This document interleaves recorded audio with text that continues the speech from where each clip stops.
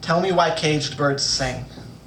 Why the closed gate to their prison precludes melodies, and a songbird will whistle less in the forest. Tell me why pain precludes my words, and I can only scribble fractured fairy tales with the blunt fragments of broken pencil lead grinding in my fingertips. A good story cuts both ways. And I hear that all great writers develop arthritis and drink too much alcohol. Sober eyes are too prone to crying.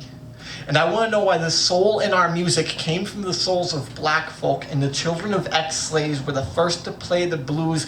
I guess hands rubbed raw by cotton and backs lashed by whips learned to speak to God, and scholars agree. It's hard to find beautiful music without a touch of sadness, or a beautiful painting without a touch of madness, and I think I know why Van Gogh cut off his ear. It was art. You see, I don't think the songbird sees the sense in crying. So he takes up his mandolin to intertwine steel bars with vibrating strings to make music. Even if he goes deaf, at least it's a reason for living. This poem is an elegy to an idealist. George Hogg, journalist, become teacher, become hero.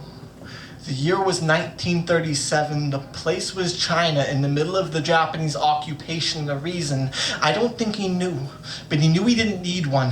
He was catching the tail end of a civilian massacre, buildings blown apart, bodies littering the ground. It was the wrong side of Armageddon. I swear salvation wasn't coming, and he wasn't Superman. He wasn't Jesus.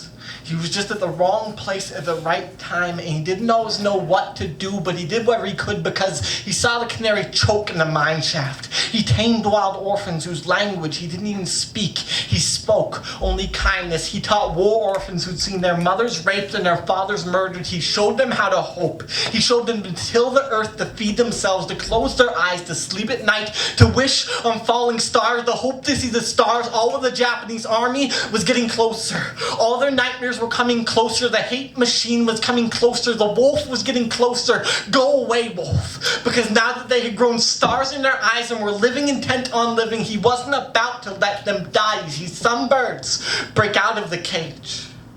It's sort of like what happens when voices are tuned in perfect harmony to the key of "We aren't ready to die yet." With 60 little voices singing 60 little words on 120 little feet, climbing over a mountain pass together. And George Hogg took the last steps with tetanus taking hold of him.